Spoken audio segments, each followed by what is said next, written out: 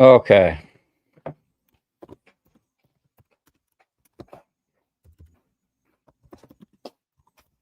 Can I take your plate? Are you done? Well, we're live. Well, that's fine. Just banana bread for dessert. Okay. Sorry about that, guys. Why is my mic not on? Hold on, we got no audio.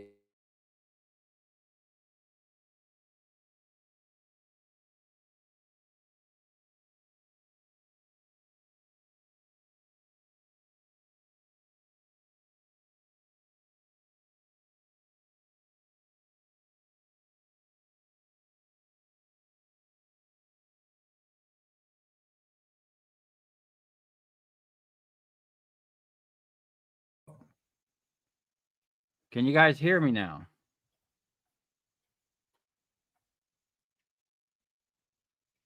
The aspect ratio is better. Okay, so StreamYard is offering some weird thing where it was putting out the stream in two different aspect ratios. Now I don't know if I can choose what you guys see or if y'all pick it, but it was doing something weird on here, and I didn't have my audio.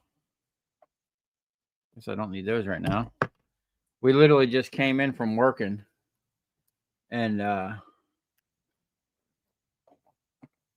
had to eat dinner real quick. Kind of running late to our own stream, but I wanted to get on here and thank everybody for getting me to 46,000 subscribers. Man, that's crazy. I can remember trying to reach my first 1,000, you know, and it took me a year to get 1,000 subscribers. That was so crazy. Who we got in here today? What's up, Silverlicious? 82nd guy. What's up, buddy? Jay Marbit. How's it going, dude? Damn. 2160. What's up, guys? TJ 88244. Mullo 86. Thanks a lot, man. I appreciate it. You was 16,234. Wow. What's up, Gil Skills?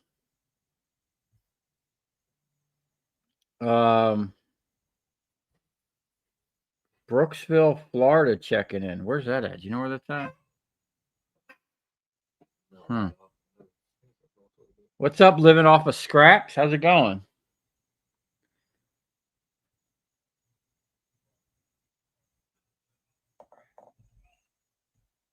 So it's been a crazy, crazy year. And I hope I'm hearing. Hold on a second.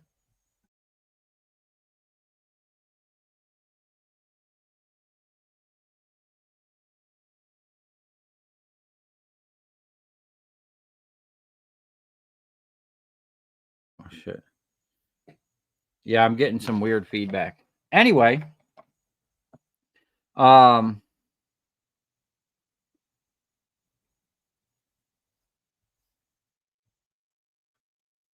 North Central Iowa here.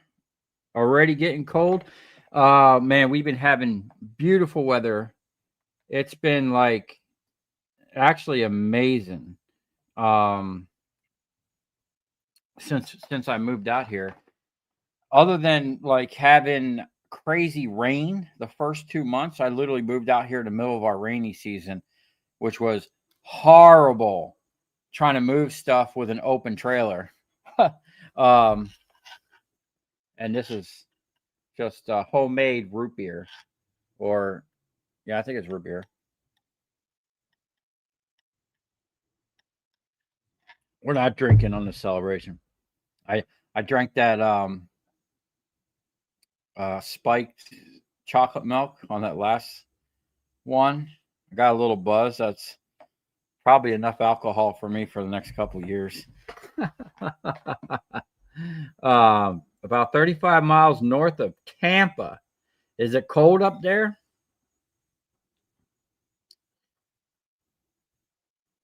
I don't know where Highway 50 is. Have I talked to Steve? Not in like a few weeks. Last I talked to him, he I had given him that tenant floor sweeper cleaner, parking lot cleaner, and he was working. I think he got that thing fixed. He had to replace a bunch of hydraulics on it, and I think he was cleaning the parking lot over there by my old shop with it.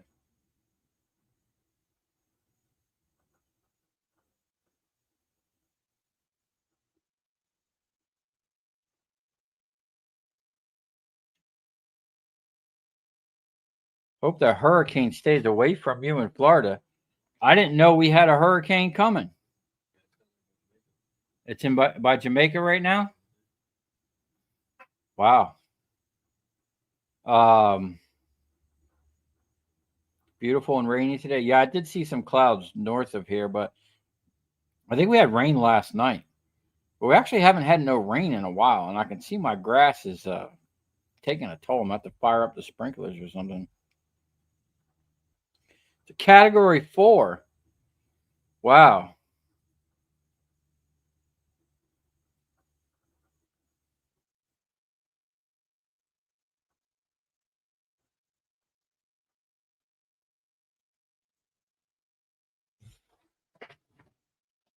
Marshmallow 220.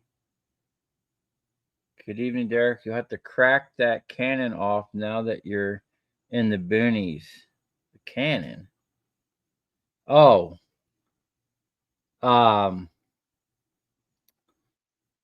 You're okay. I know who you are. Yeah. Maybe I got to get some stuff for that. Got to be careful what we do on the live streams. My hardware is literally sitting over there, but you know how YouTube does it. Last time I touched that thing on a live stream, they took me right off the stream. When is the shooting range going in? Oh,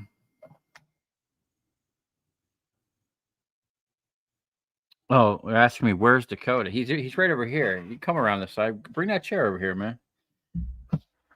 Dakota is actually. We were just sitting down eating lunch, man. We were actually working right up before the storm, or before you got me thinking about that storm. Right before we came and had dinner.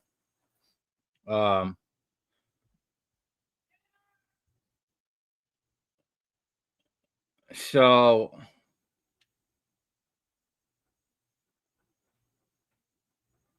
it's Colonial Drive. You may have traveled west on Colonial or east on Colonial. That sounds like something I used to. Colonial. When I used to go to the West Coast a lot, there was a road called that. Really cool with all the animals. Oh, the shooting range. Me and my wife sat down and kind of mapped out our property to see where we're going to do things, because we're going to be growing some food, and we have to separate the cattle eventually. Like right now they're young, but eventually the bull, not Murmur, he's a steer, but the actual bull, and the females will have to get separated, and like the milking cows, like it's a whole thing. Like we're gonna have to breed them at different times. I guess it's like a whole thing we're doing, but we're also going to be putting some crops or something that we can eat. Oh, thanks, Mom. Congrats on getting out of the city and plenty of room to expand and grow. Hold on a second. Yeah, I'm glad we're out of the city. Especially what's going on with the government shutdown and all that stuff. And y'all seen all them people crashing out on the internet about the food stamps and what Walmart's doing. Walmart's going to close their doors. That's so they don't rate them. That silver play button is within your grasp, my friend. Keep rocking YouTube like you're rocking life, and you'll be there in no time. Thanks, man. You know, I wish I'm kind of regretting, like when I first started YouTube, I had so many comments saying, "Oh, you should put out more videos." Because in the beginning, I only did one video a week for like the whole first year. And then I was like, oh, what an idiot I am. You know, I probably put out more. So everybody's saying what's up, Dakota. What's going on, everybody?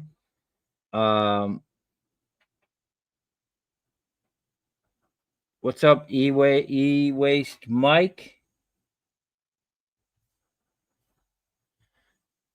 Things are looking great at the new digs. Yeah.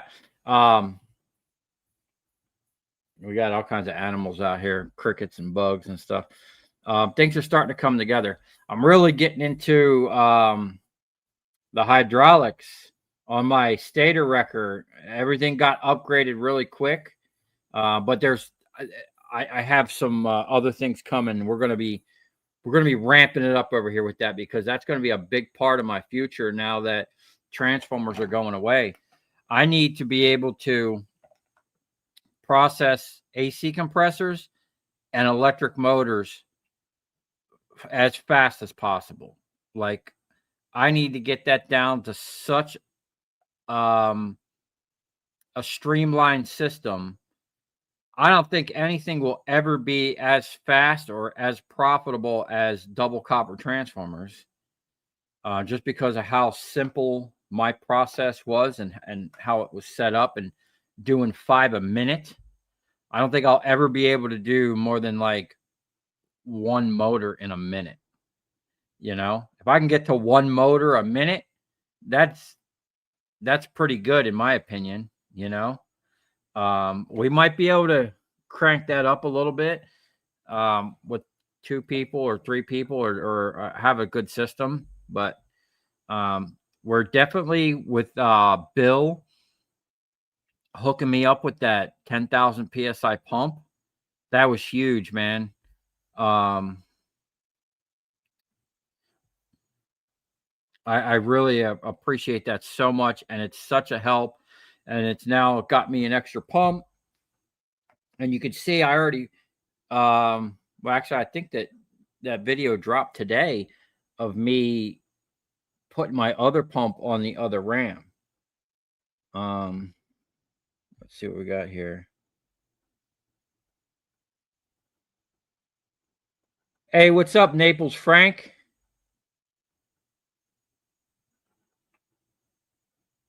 Congratulations on 4K. I love how Dakota is really working out for you and all the content you are putting out.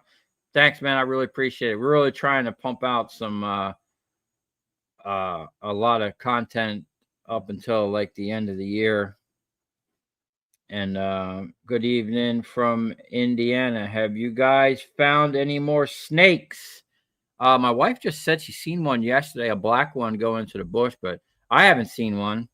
Other than the one Dakota. That was crazy. The one Dakota pulled out of that thing.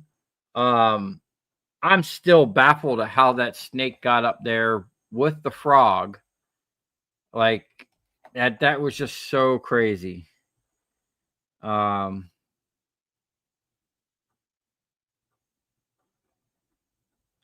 from South Carolina. What's up, buddy? Might have to melt some aluminum and cast you 25K play button. That would be a rockin' video. That'd be cool. Yeah, that'd actually be really cool. But 25K, 26K, or 25K. Man, I hit 25K a long time ago. We're at 46. But when I hit 50K, get this. How about this? At 50K, I'll melt a copper play button. How about them apples? We'll have to melt it down and Put it on the milling machine. Has Big D earned a raise yet? Ha. Are you talking about me or Dakota? He's like, that's little D, I guess.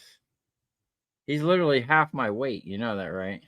I put him on the scale the other day, and holy crap.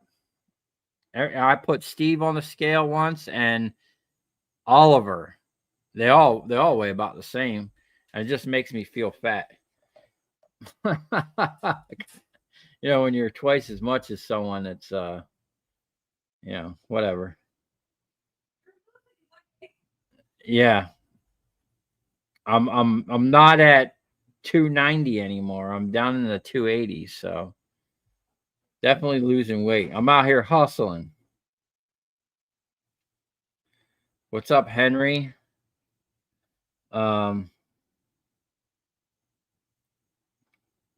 You should see if they building, upgrading any data centers.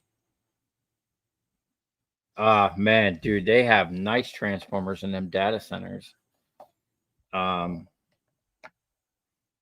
got to get the guy that drilled our well. They do a lot of. Hopefully, he calls me. I gave him a thing, but he said he has a buddy that does. Excuse me, those data centers. Had Dakota ever watched your videos before? I don't think so. Did you? Not until No. Are you even on YouTube that much? not really. Yeah, he's not really a social media type person. So many steps with the motors. Yeah. Yeah, it is a process with the motors. You got first you got to get the end caps off, push out the core. So that's almost 2 steps or 1 step. Then you got to get the case off. So let's just say getting the core out, you know, getting the end caps off is a step. The core should come right out with that. So let's call that 1 step. 2 steps would be out getting the case off, whether it's a cast aluminum, it could be cracked. That should be easy. Cast iron should be easy. But if it's not, it's got to be plasma cut or ground or torched. I prefer the plasma cutter. So that's 2 steps. Splitting it is 3. And then pulling the copper is 4. Whereas with the transformers, you really only had 3 steps. Prep, you had to prep them, cut the wires, or knock the things off if you got them clean. If you got them in lights, that could be 20 steps, man. You've seen me take apart them lights before. But just prep would be 1 step, crack the case, 2, punch the core, 3 steps, basically. Electric motors is 1 more step, but it's more tedious. It's not feeding as fast as you can. The cycle time with that machine was faster. We'll get the cycle time stepped up. A hammer mill conveyor with a magnetic safer will chew the stators up fast. Yeah, it will. But you're not going to put a now most hammer mills, you know, like where I sell my scrap in Miami, their local yard in Delray just bought a hammer mill and a mag belt and a separator and eddy current. I'm actually working on letting them go over and when they get it up and running, let me shoot a whole video there of the whole process.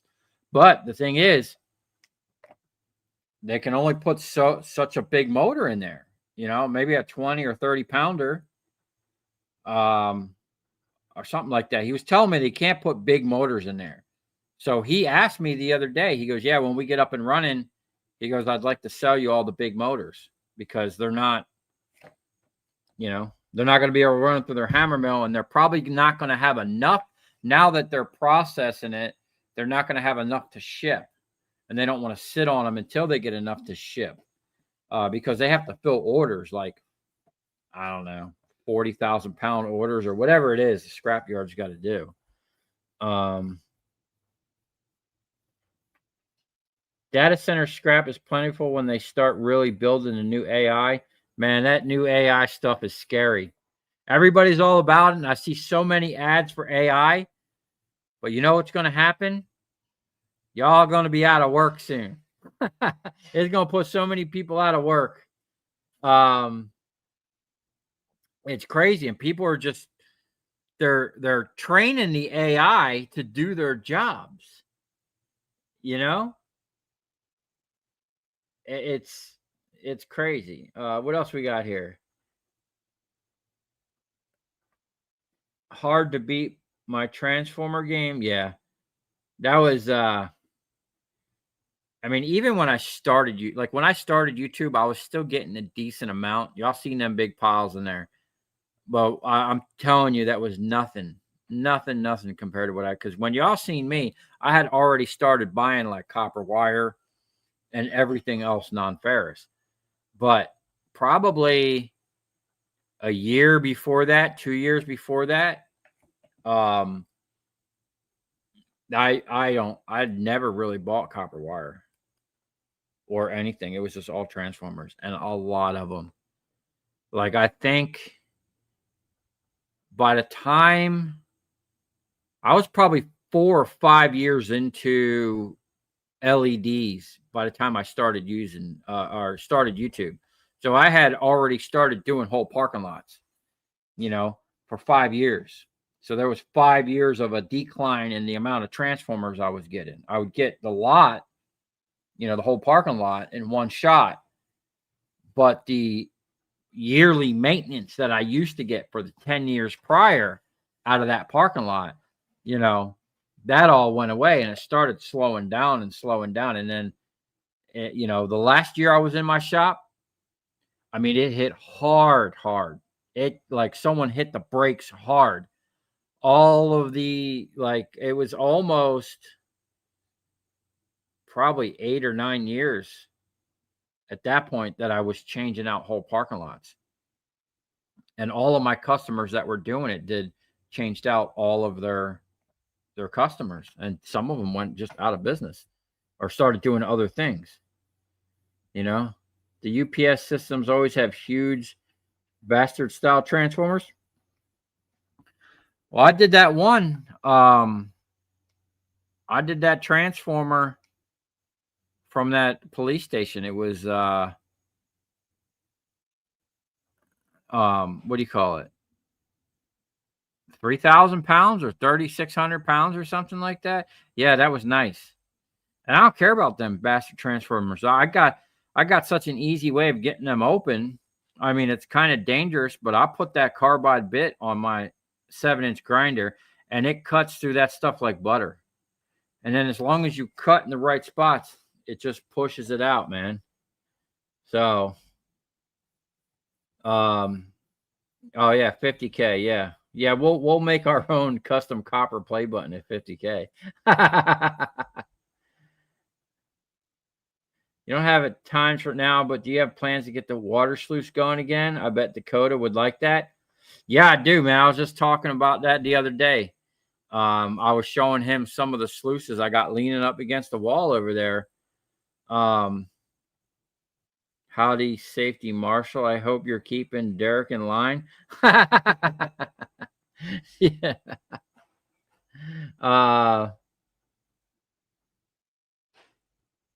What's up, the Copper Catcher? Matter of fact, I just seen him.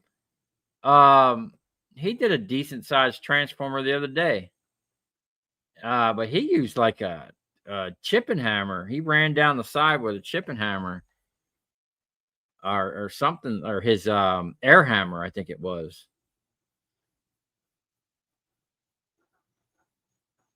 Keith from Maine. I mean, that's where my grandfather was from. Love your show. You're doing great things, and please put a seal on that cylinder. You'll find a difference. Thank you. Have a wonderful night. Yeah, I'm actually gonna take that off tonight and take it in the Palm Beach with me. My buddy has a hydraulic repair shop, so I'll just go over there, show him what I got, and get the seals, and I'll rebuild it. It's easy to put the seals in it, as long as you can get it apart without damaging anything. Or maybe I'll just have him do it, since that's what he does for a living. But I've been looking at cylinders. Oh my God. And you know what? I don't really use that crane that much anymore. I want to put that crane back on my truck, but I got 2 cylinders sitting on that crane that would be perfect for my press. Yeah, but I can't. See, that's when I start getting into the robbing Peter to pay Paul situation, and then we're still gonna have to buy cylinders at one point. But I bought them cylinders from not Tractor Supply. What's that? Northern Tool for $139 a piece. I believe they're 3-inch. They're basically the same size as that cylinder I have on the table there. But them cylinders now, I seen ones at Tractor Supply. They're like over $300, man. They doubled in price since I bought them other ones. I bought them other ones years ago, though. Long time ago. What's up, TB Metals? At 280, how tall am I? I'm 6 foot. My wife doesn't think so, but yeah, I'm 6 foot. She's always giving me crap. Yeah, and I kind of wear my weight. I see people that are like 300 pounds, and I'm like 10 pounds off of that, but they look like a big boy, and I'm like, I'm still pretty mobile and agile. So,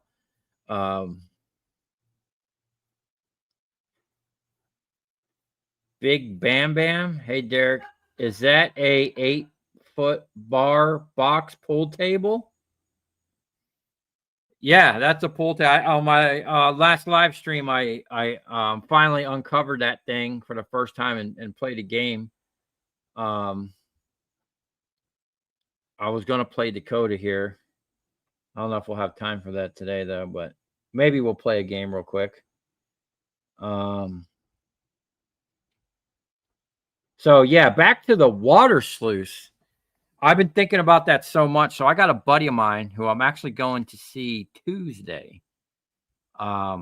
He's given me an 8-foot metal brake and a steel rack. Hold on, I got something that keeps popping up on my computer. Shh. Listen, we don't need nothing from the peanut gallery over there. Yes, I need all the steel racks. Thank you very much. Hold on. But yeah, so he's given me a metal brake. Probably every time I go there, he gives me free scrap and something cool. I mean, the guy's really cool. And he's one of those, he's an older dude, probably in his 70s. He's been around. He's a machinist. He's an engineer. So when I get around him, I'm just like rapid fire, firing stuff off, ideas and questions. Like I'll look around his shop and I don't know if I could ever record in there, but oh man, his shop is like probably what my shop's going to be like in a couple years. He's got everything in there. I mean, he's got mills, like mine, Bridgeport's. He's got a huge, I think it's a Haas 5-axis CNC. Big boy. He's got 3D printers, laser engravers, and he has a project that he's doing that he wants to work on it with me. And he's looking to buy a vertical turn-in center. If you don't know what that is, it's almost like a lathe and a mill. It's got a huge, like it's for big round parts. Like say you want to mill something this big around, you plop it down on the table, it spins, and then your tooling comes in from the side. They're really nice things, but he wants to melt his own aluminum and make the casing for these things, and it's right up my alley. And he had a government contract, but unfortunately, the government's shut down right now. Everything's on hold, just like everybody's food stamps are going to be on hold. Where are we at? Oh man, I think I went the wrong way.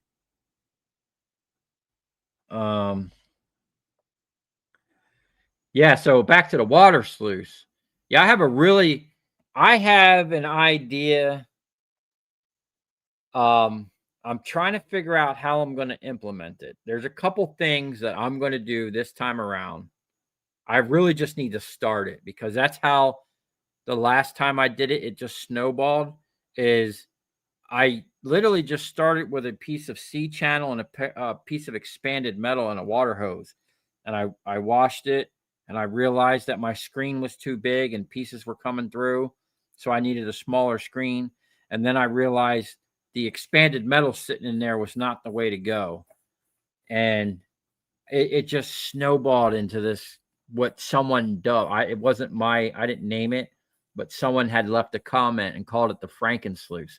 So yeah, we're gonna build the Frankensluice 2.0, but it's gonna have 1, 2, 3, 4 things that I've been thinking about for the past like 4 years that you've never seen before in a copper sluice. One of them is a totally brand new idea that's never, like the other two, the concept is out there, but I'm going to repurpose it for what I want. But there's one thing that I've thought of after watching my sluice that it doesn't even exist right now. And I'm going to make it. And I'm going to try to make, that's why I've been holding on to some of that hockey arena glass, because I want to make it out of that so it's clear and you can actually see what's happening. I'll have to keep it a secret for a while until it's done, because I don't know. It could be something that might be able to be patented, because I haven't seen anything like it. And I think it could actually be used in other mining applications to separate things by density, if that makes sense. And that's all water sluice is doing, separating things by density. So, all right, what do we got here? What's up, Keith? Oh yeah, you got it with the cylinder. Definitely going to fix the cylinder. Y'all watch that video that I dropped. I was actually shocked. And if anyone can explain why this, maybe it's because it's leaking. The fact that it pushed out with the whole side of the cylinder, the main force, the strong side, the pushing part, was faster than it retracting back. I thought with the surface area being taken up with the rod, the gallons per minute would have pushed that cylinder back faster, but it didn't. And it could be the fact that it's leaking. I didn't think it was leaking that bad to make that much of a difference, but who knows? It could have done it. And then when I rolled the cylinder over so that the lines weren't sticking this way, they were facing the other way, the cylinder just started leaking even more. I don't know. Maybe the weight of the cylinder sitting down on there was kind of helping the seal. I don't know, but it's bad. It's like I can't hold off anymore. It should have been fixed already. I mean, that thing's been leaking for like a year.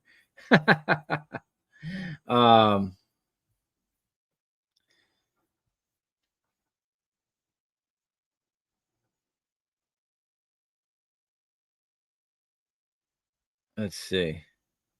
Electronic Scrapper, what's up, buddy? Question for Dakota: is he enjoying the job? Absolutely. What do you think about it? Have you done? I mean, he's already been scrapping stuff, right? Mm-hmm. He had his own little wire stripper y'all seen in that that video. But like, what's the main thing? What's like the biggest thing you've scrapped? The biggest thing I've scrapped has been just like real small things. Biggest thing is a fifth wheel trailer.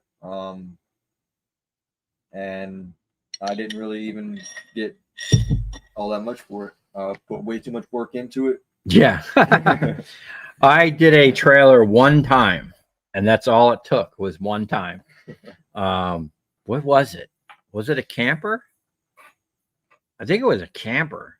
Is that what that was? A fifth wheel camper? Mm-hmm. Yeah. They're not worth it. In my opinion, just haul them to the scrap yard as is and hopefully get a shred price for it, because I don't know, man. That is a lot of work, a lot of insulation, just a mess. Is that why you got that stripper to strip the wire out of that? Yeah. Hmm.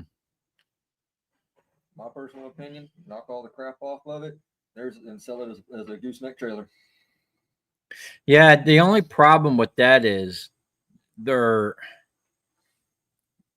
I've seen the frames on them, and that would make me nervous. Like, I wouldn't haul any more weight than that trailer weighed, you know? Like, they're not really made for hauling heavy stuff. They're just not. I see them all the time broken down. And the one that I broke down, or no, I had a fifth wheel one time, and one of the walls was damaged, so I kind of peeled the stuff back. And I was shocked at how rinky dink that thing kind of looked, man. It wasn't very, I went and looked at some Big Tex fifth wheel trailers the other day when I got new lug nuts on my I fixed the dump trailer. So we got that thing. Me and him were actually just guess what?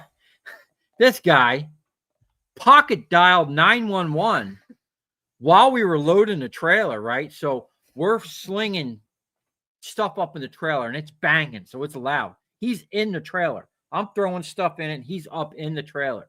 So I guess he pocket dialed 911, and all they heard was banging, like me slinging the things and him slinging the the sheet metal up into the thing. So, I got a gate, so I don't know if the cop jumped our gate or what, but you can't see what we're doing from the road. You can't see nothing from the road on our property. So you have to hop a gate and walk down a long driveway. So all of a sudden, Dakota's like, "Hey, man," and I look and I see a cop over there walking up to us, and I'm like, I walk up to him like, "What's up, man?" He goes, "You called 911?" And I'm like, "No." And then he goes, "Oh, we had a call from this location," which immediately I thought, "Wow, that's crazy." And it was him. He accidentally pocket dialed 911. But the fact that 911 was able to give them an accurate location, even out here in the country, and they showed up within 10 minutes. Like, he dialed at like something 40, and was it 640, 650? They were walking up my driveway, which is crazy because he said he called 911 once and they didn't show up for 40 minutes. Love your new place. Thanks, man. They're going to be surprised at how often they need to replace the hammers and a hammer mill. If they use it to do electric motors, they're probably going to have to pay for 3 sets at $40K. Wow. Well, I don't know what they did, but all I know is they were installing it and they dropped it and they bent like the main shaft. So we're actually waiting. I'm waiting for them. They got the part or something.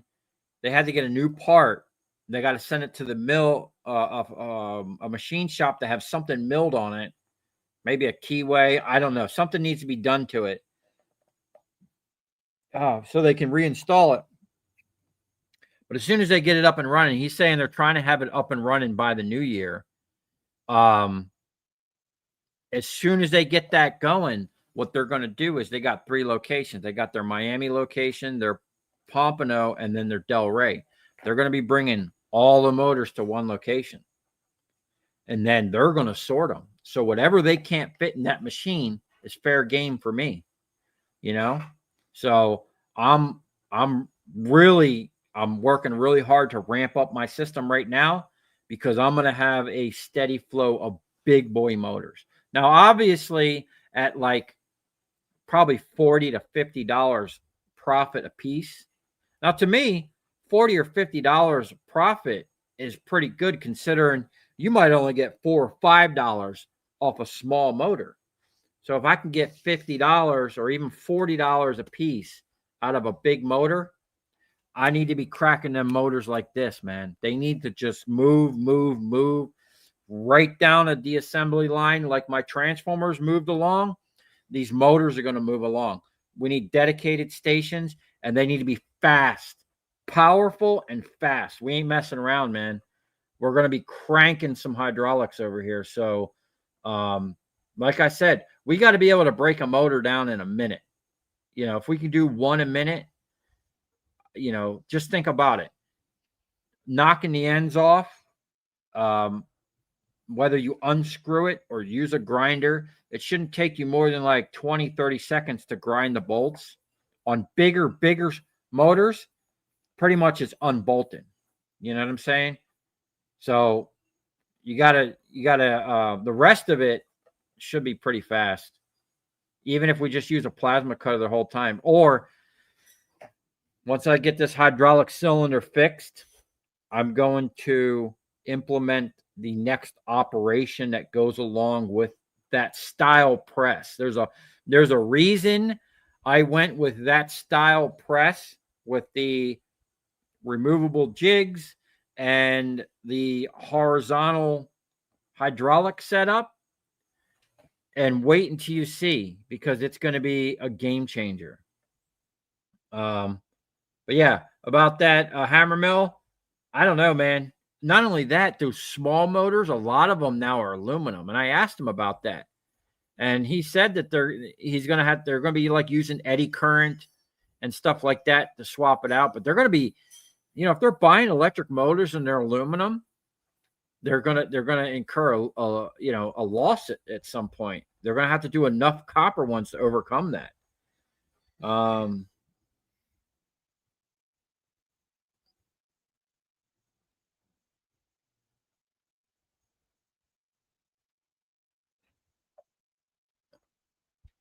Let's see here.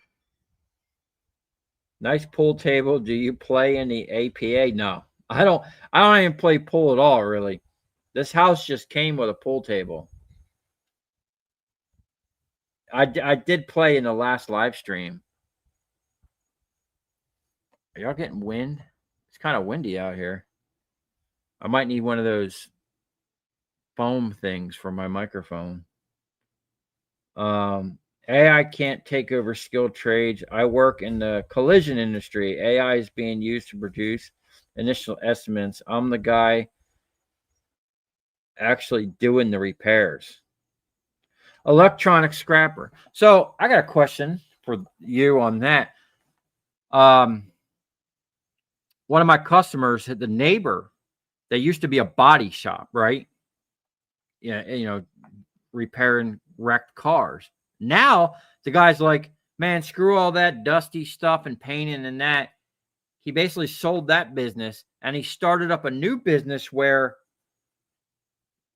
when there's an accident and they fix the cars. Now all these new cars with all these new sensors and the videos and the self-driving and the self-parking and stuff like that, all those sensors have to be recalibrated and readjusted or something, or reprogrammed, I guess. So this guy, instead of getting dirty, these cars come in, he just plugs in, and I mean, they might just replace a sensor. He was telling me they might replace a sensor here and there, but basically it's just hooking the computer and basically, I don't know, reflashing a car or whatever they're doing. But it's like it brought in a whole new trade, basically, of people that just recalibrate sensors or something on the car. I mean, it's crazy. He doesn't do any of that crap no more. Wow, there's lightning out there. We might be having a storm coming. Heat lightning. Oh, it's heat lightning? Mhm. Let me check the weather here. We got stuff out. We got stuff outside. Might have to cover up my pool table. We've been actually opening the doors to the house. It's been so nice out. Thank God we have this back screened area because we can open the doors during the day and the wind just blasts through the house. Oh, man, there's some serious storms going off on the East Coast. but they're heading kind of north. Hurricane Melissa. Okay. I had no idea. I live a sheltered life. Where's wow, okay. All right, what else we got here? Pulling the copper today with the new pump was amazing. I would purchase as many stators as you can find since that's quick to remove the copper. Yeah, I mean, ultimately, I'd love a bunch of generator stators and the rotors. Y'all see me do that video. The rotors on those generator stators are big money, man. If you can get them, grab them. Because unlike electric motors where you're going to have the aluminum, what do they call it? Armature? I call it a rotor, you know. The generators, I haven't come across one yet. And I've done little ones to big. You see me do that big 9,000 pound one. Okay. They're all copper, always copper. The rotor and the stator. And usually they got pretty good percentages, man.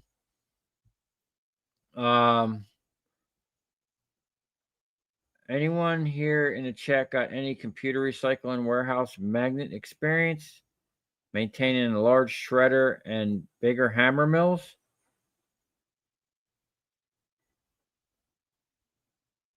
I don't know. That's you know what?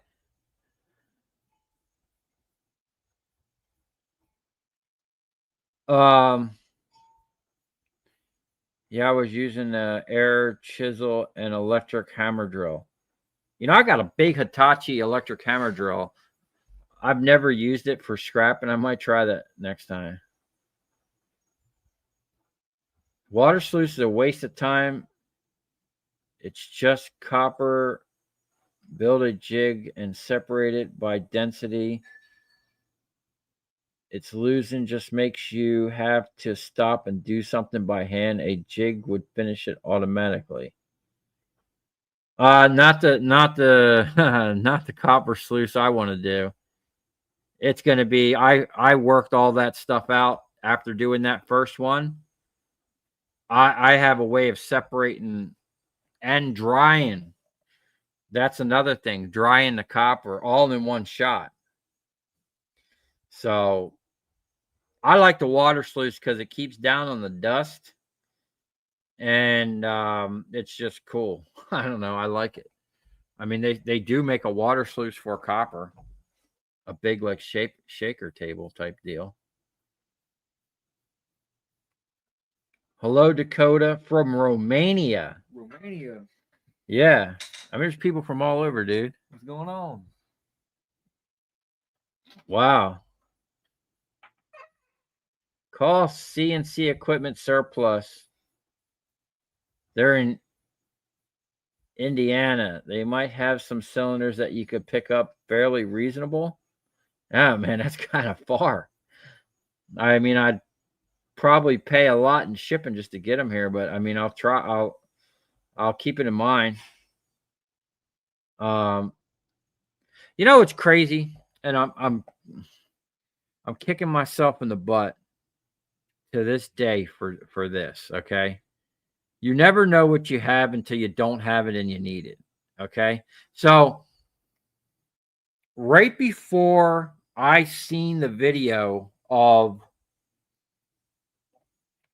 the Stator Wrecker electric motor recycling machine or motor wrecker, before I seen the video, okay, I had gotten some equipment. Matter of fact, I bought my big 3-phase TS10 Ingersoll Rand air compressor, my welding, my cutting torches, and all my tanks, and a ice packing machine. I think I paid $1,500 for all of it. Okay, just the torches or the air compressor was worth just that. Okay, they were like brand new when I got them. But the ice packing machine sat on this table with a lip. I still have it. My big 4x10 steel plate is actually sitting on a 3x7 steel table with a lip, and it's slightly concave down to a drain hole in the middle that this machine sat on. And this machine had a bunch of hydraulic rams that had electric sensors. It was automatic, so it would just run. It was 3-phase, but it had a 3-phase pump, a hydraulic pump, the reservoir, and a bunch of basically electric spool valves. So when these sensors would get tripped, it would activate the valves, and this thing would do a whole thing, right? Well, my dumb self, my buddy who moved into the bay next to me was starting a hydraulic business, and I had mentioned to him one time that something about a 10,000 psi cylinder, and he goes, "Oh, hey." He looked at the system. He knew exactly what it was. He goes, "Those are not 10,000. They're not going to do what you need. I wanted 10,000 psi cylinders on my transformer press." At the time, I was using what was I using? A 20-ton hydraulic press, and I was using a 10,000 psi foot pedal that Harbor Freight sold, and a little ram. So in my mind, I'm thinking, oh, I just need everything 10,000 psi. Well, I showed him what I had because I was going to take those cylinders and put it on there and use that pump. And he goes to me, he goes, "Oh, that's not 10,000 psi." So in my mind, my short thinking mind, not thinking long term, I'm like, "Oh, screw all this, then I don't need this." And he's like, "Well, what are you going to do with it?" I'm like, "Well, you can have the." I gave him the reservoir, the pump, the motor, the pump, all the electric valves. He actually turned that into a hydraulic cylinder test stand, which he uses to this day. He uses it all the time. And then it had these nice Parker cylinders that you could unbolt and reseal and keep fresh. I think I wound up scrapping the cylinder. I'm like, what the heck am I going to do with this crap? It ain't going to work. It was literally everything I needed for my stator wrecker. All the electric things so I could put a foot, it was electric valves. You know how expensive those electric valves are? I got to buy all that stuff now. I had it. It was given to me, and I just, young and dumb, I guess. I don't know.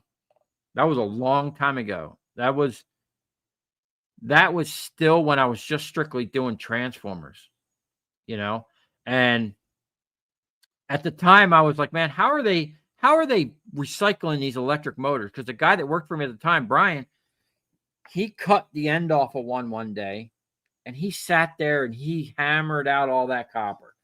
And I'm thinking, there's no way that people are doing it this way. Well, until I seen those Pakistani videos where that's exactly what they were doing, But I'm thinking there's got to be a more mechanical way, or I seen the hammer mills and whatever. But when I seen the dude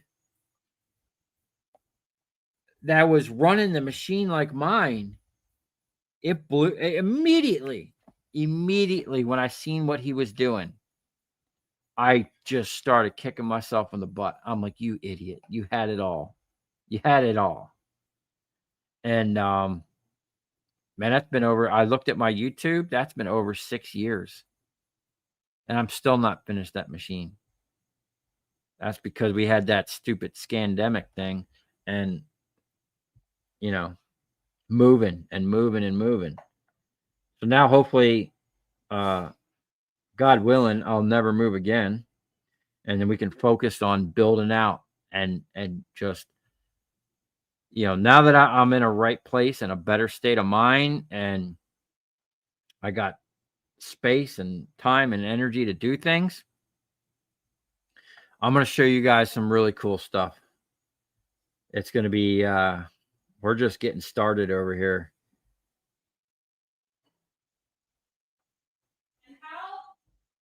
What? And good health. Yeah, and good health. And a great wife. Good luck getting a money patent. A mining patent.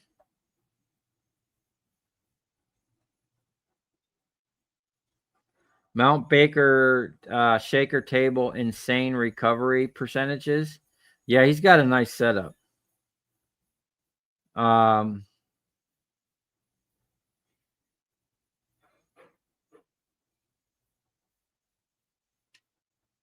I think there's a reducer built inside of that cylinder so it doesn't hit that inner cylinder straight on.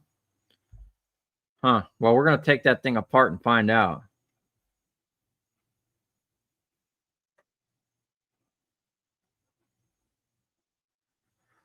Most mining patents have already been applied for.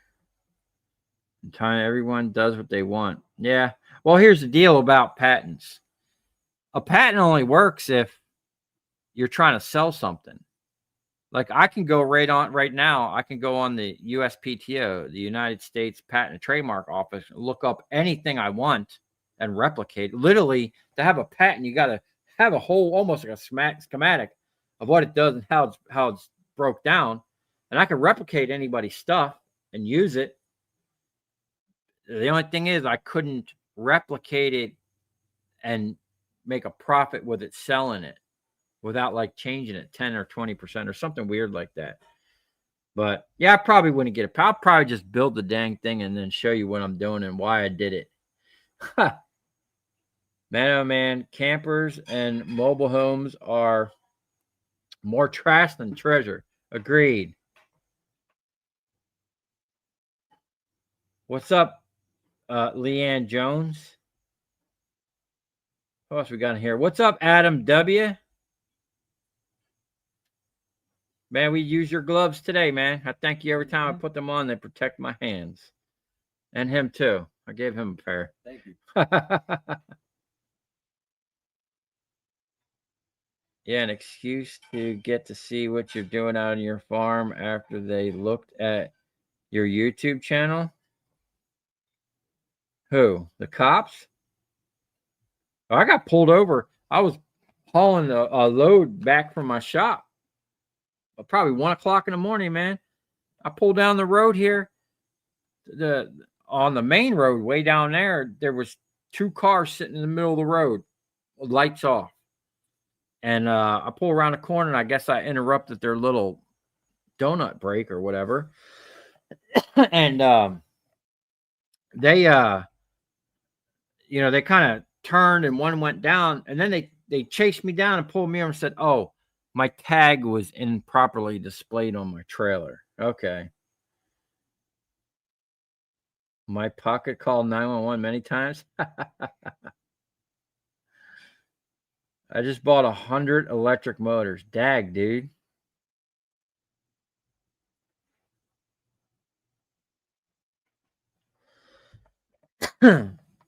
If they tried to aggressively hammer mill that many electric motors, they'll be going through $10,000 sets of hammer mills every other day. Well, we'll see where they're at with that. I mean, they bought a machine made to do electric motors.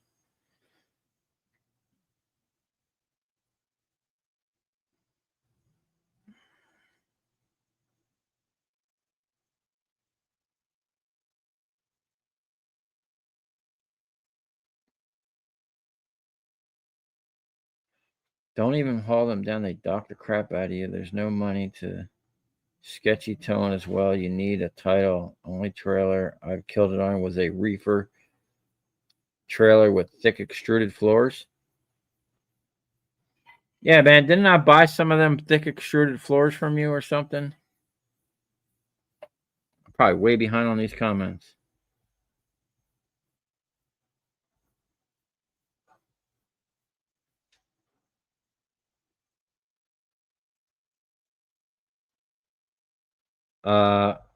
Crimson Luck Patrick something Schaefer. Sorry if I butchered your name, dude. Well, thanks for watching, man. Dakota, good evening. I've been watching since just before you moved to your last shop. I told you I'd be the captain of my all-star scrap team of YouTubers. I'm leveraging you. So you found me just before I moved to my last shop. So back when I was under the other carport at my old house. Huh.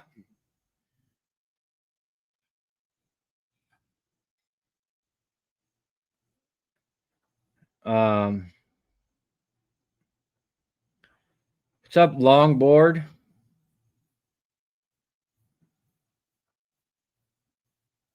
Cat 4, Cat 5 by the morning in Jamaica. Dag. We'll go. Hopefully, they're okay.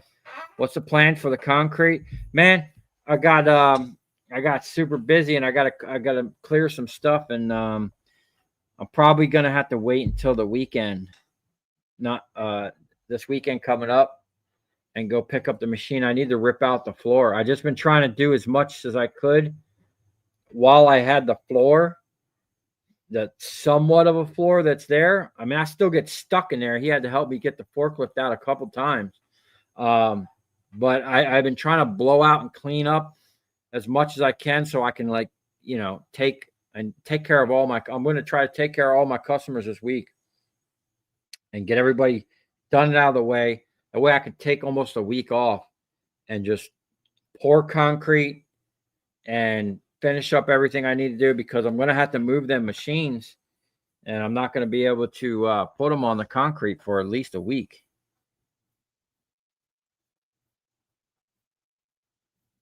Hi from the Caribbean. That's cool. Are you getting hit with that hurricane down there?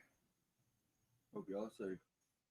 A jig uses water. The first time you ever heard of a sluice was when you were watching somebody sluice gold. Jigs are just a density separator. You should do some research to figure out what is.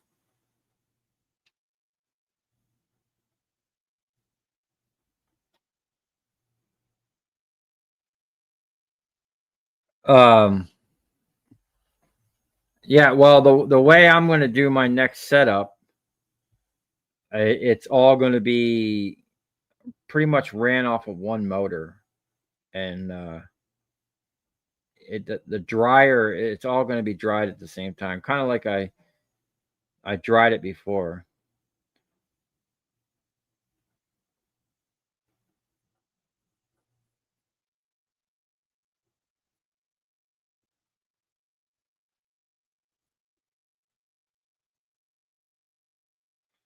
Like the bead breaker on my tire machine that I ignore.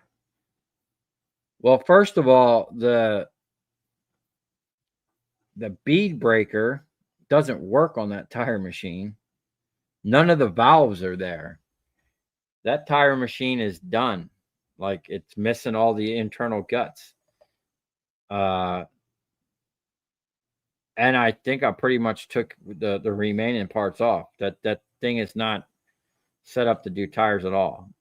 I have another tire machine. It's in the shop, and it has all the guts. It just, man, they just make stuff so you have to replace it. Okay, all of the airline. So all these new tire machines use that plastic airline. It's garbage. Okay, I've had, I think it's a Goodyear brand air hose. Okay, it sat on my shelf for 15 years. I got it from when I used to cut concrete. I pulled it off a 600-foot spool of this stuff. Okay, I had like 300 feet of it. So it sat in storage after storage at my house, and at my last shop, I finally pulled some of it down to make some new airlines. It sat for 15 years, and the stuff is still like brand new. Okay.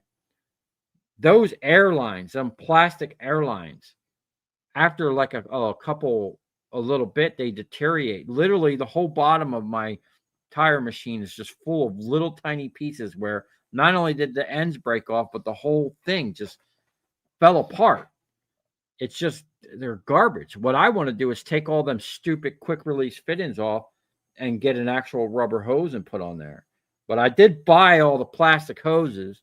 It's just like, I get a lot of people that are like, oh, you need to do this or that. Like, I would love to do everything, but it's a time thing, and, a lot of things cost money. And when you have so much going on at once, I mean, there's only so many hours in a day.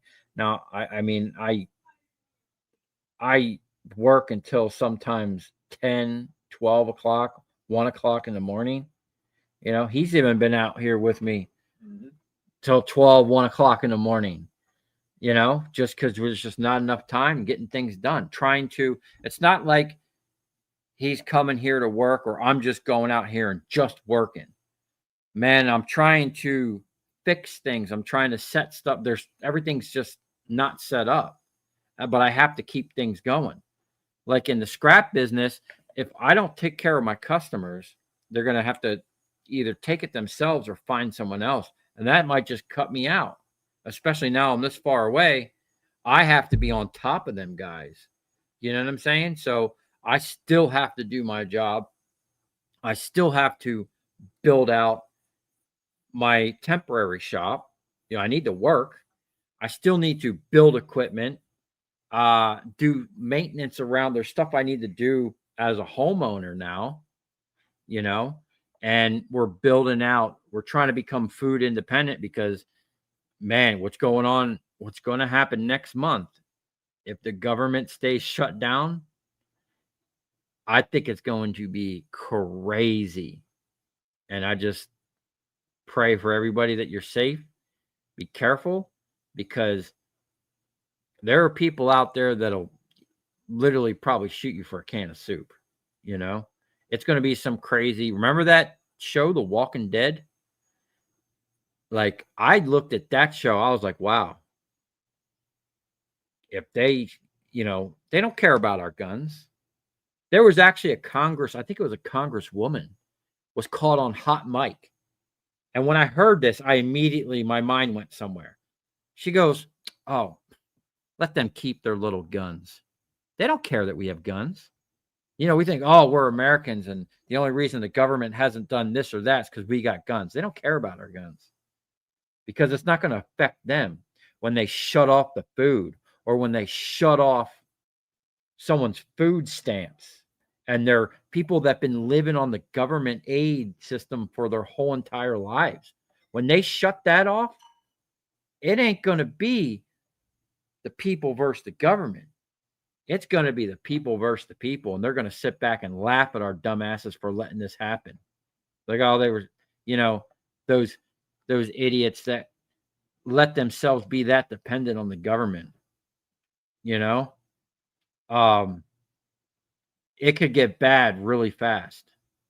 And as soon as I remember hearing that story come out about that, whatever, that politician,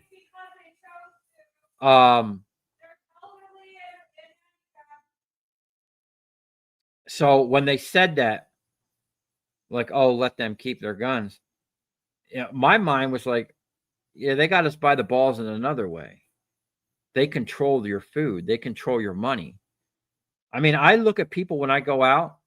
I'm a cash person. I like to pay for stuff in cash. Everywhere I go, I'm constantly waiting in line with people running their cards, and watching people get declined and trying another card, and I'm always thinking, man, just pay with cash and be done. It's just so much easier. Pay cash and be done. One, you're leaving a trace of where you're going. I mean, they track you anyway with this right here, as that 911 call showed today. I mean, they knew exactly where we were and where to go immediately. But I just gonna say, be careful. And like, from what I hear, I don't know if this is true or not, but Walmart said that they're not going to let people in the stores after January or November, and you're going to have to place your orders online and pick it up. So that's going to be like a whole crazy thing. I suggest y'all go get yourself stocked up and just be ready, because who knows? And that's one reason, like, me and my wife have been thinking about this for a while, why we wanted a place like this where we can have our own beef and grow our own food. You know what? It's crazy. This place we live in, and I'm not talking about my property, this realm, world, whatever you want to call it, the earth, it really is a magical place. Literally, you could take a seed, plant it, food will grow out of the ground. you know? So why aren't they like it always bothered me in school. How come the first thing they didn't teach is how to be like food independent? How what good food is, how to grow food, how food is like grown. Like you should be agriculture should be like a staple. You know what I'm saying? Screw all this other crap that they teach you. Yeah, reading, writing, math, that's all good stuff. But everything beyond that, if you want to learn that, then maybe that's something that you should be interested in and choose to learn that. It shouldn't be forced down your throat, you know. I ain't But never had to use Pythagorean theorem. huh? I ain't never had to use Pythagorean theorem. Right. Like there's so many things that they basically get you to memorize and regurgitate, but does it really help you? You know, the stuff that I'm doing now in my daily life, I learned how to do like from my stepfather and my boss at when I worked at a restoration shop taught me a lot about like machining, mechanics, fabrication, welding, you know. So school, I mean, I can read and write and do a little math. Other than that, anything I learned from them, to me, that was like what 15 years wasting my life. You know, I could have been doing something, you know, better than that.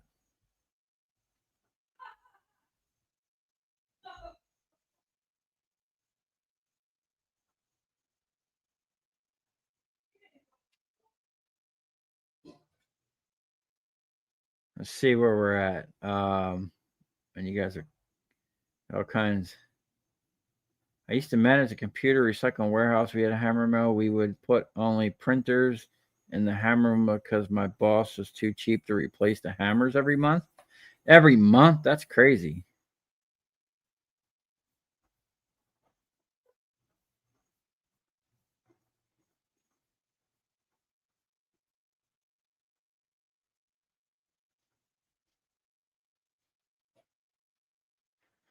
Um,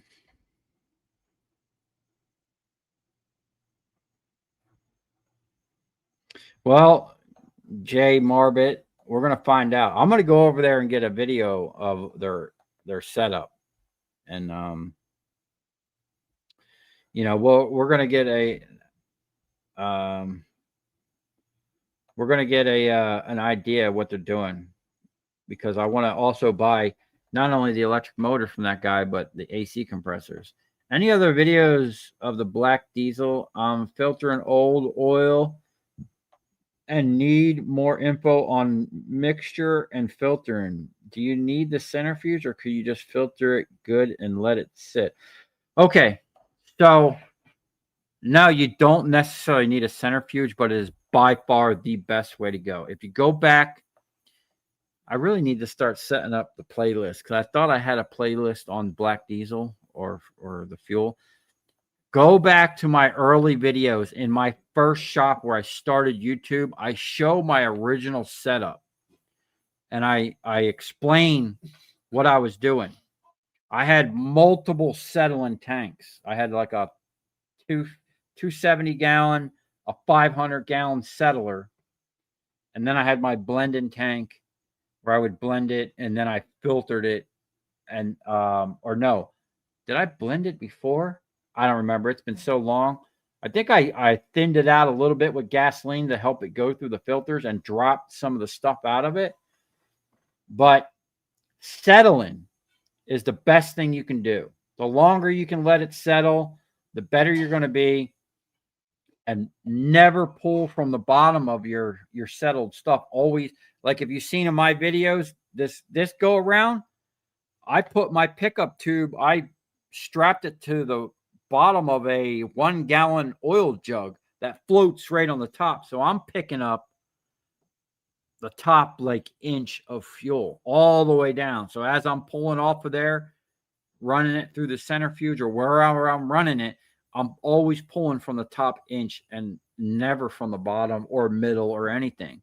So even as it's sitting and I'm pulling from the top and it's sitting, you know, it could be a day or a 3-day run on a 270-gallon tank, it's still settling out and never pull from the bottom. And then, yeah, you can use filters. I got a couple filters from Northern Tool, actual fuel filters and water blocks. But I went to Home Depot and got a whole bunch of water filters. If you look on the boxes, it'll tell you the microns on the filters.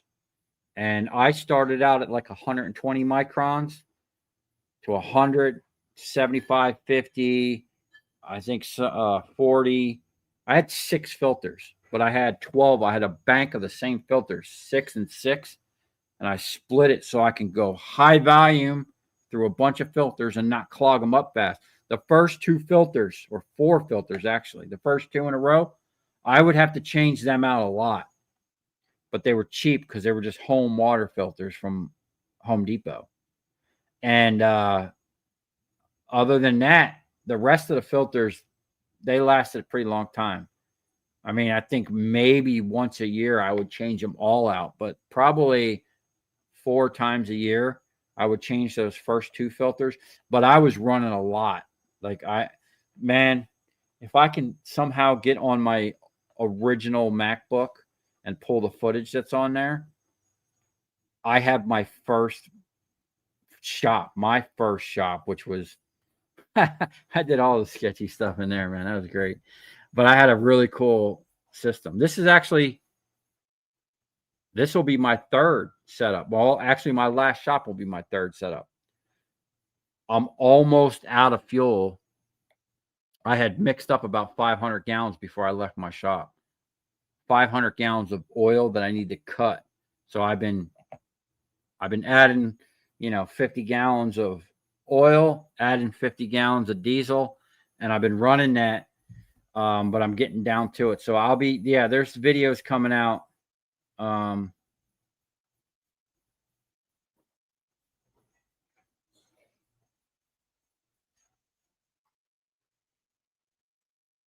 Business upgrades 100% deductible this year and until Trump is no longer president.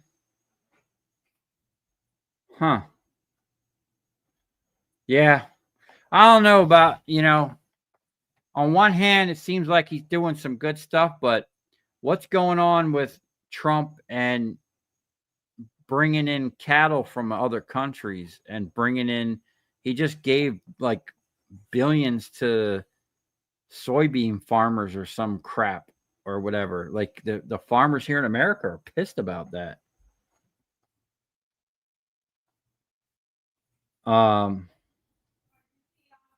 Argentina, yeah.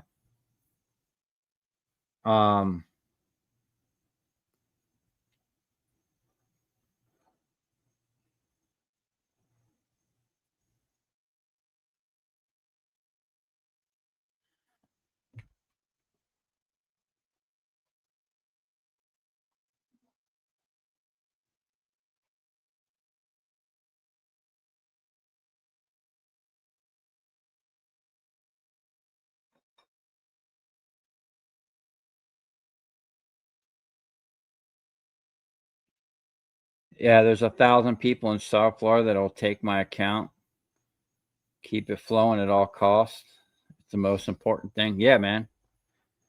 So my customers, and I've said this in other live streams, they get calls. Like one of the hardest people to get as a customer, in my opinion, would be like an electrician, or I couldn't even say a plumber anymore. They don't deal with that much copper like they used to, but an electrician.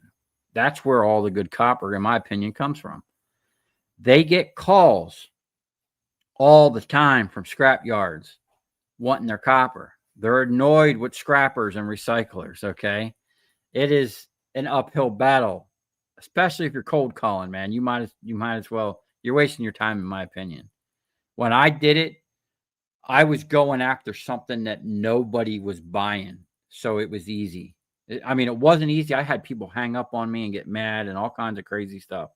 But it wasn't easy getting an electrician as a customer. Now that there's no transformers anymore, I got a different strategy I want to try. And I'm not even like, I'm looking more for, I want to buy it from the scrapyard type deal where I know that the electrician's already gone there. So I need to set myself up to where I can be profitable buying it from them at that margin. So it's got to be fast. I mean, fast, man. If you're doing, $5 a piece profit off each piece, and you're buying a couple hundred or 1,000, you got to be able to run through that material, man, efficiently, fast, easy, safe. You got to be dialed in, man. Why do you think the Chinese are buying up all the farmland in the US? Yeah, that's scary. The fact that the Chinese are buying it up, the fact that somebody Gates, I'll just say his last name, a certain dude that likes to be involved with, a certain thing. I mean, talking about that dude got my literally took my video right off the internet on my other channel. And it was all stuff I was bringing receipts with. A video he had put out. So, where was that question? Yeah, the Chinese buying up all the farmland.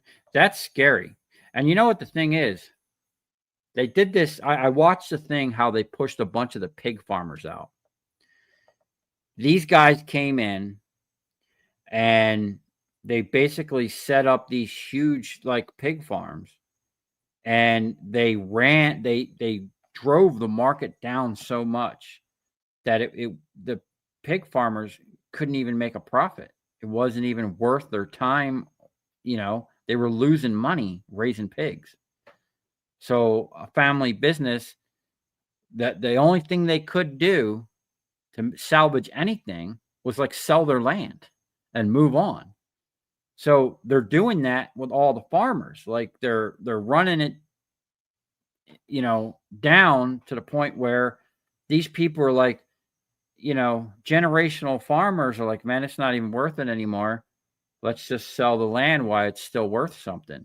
So now you have less and less and less farmers here in America, like family-owned farms, and you got big corporate coming in and just buying up swaths of the country. What is it? Over 40-something% of single-family homes are owned by like BlackRock and Vanguard. That's freaking scary. Who was it? Was it Jefferson or Ben Franklin or something? Just warned us, he's like, be careful. You're going to wake up homeless on the land your family fought for. And it's coming fast, man. They got, with all this digital stuff and them trying to get rid of the currency and them controlling so much of the food, they got you by the balls, man. And it's scary.